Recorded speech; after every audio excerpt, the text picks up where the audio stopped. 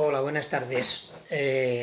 Soy Blas Francés Camarasa, farmacéutico y coleccionista de objetos de farmacia. Hoy les voy a hablar sobre el mortero.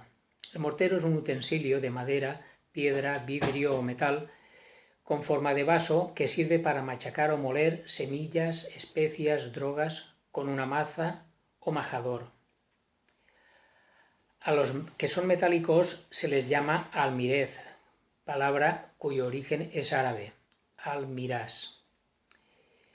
La forma del mortero va evolucionando desde la simple oquedad de una roca a los de metal, más elaborados y con decoraciones más complejas.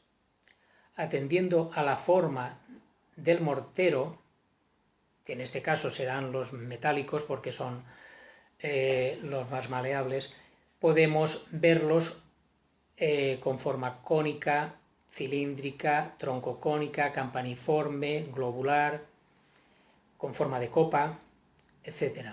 Y en cuanto a la decoración, también los podemos clasificar con arreglo a la decoración que tienen en las paredes externas.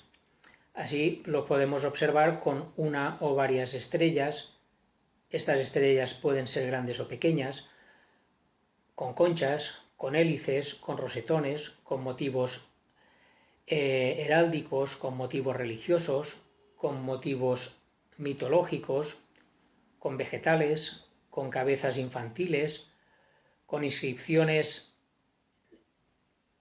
del nombre del propietario o del fundidor, incluso con el año en el que se fundió, y los refuerzos que también que se utilizan para evitar la rotura de los morteros también son usados como motivos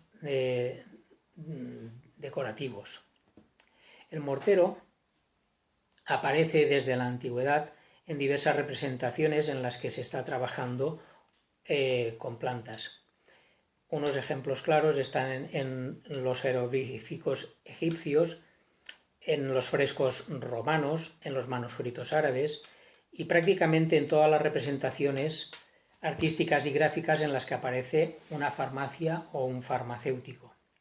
Es por esto que se adopta como símbolo universal de la farmacia.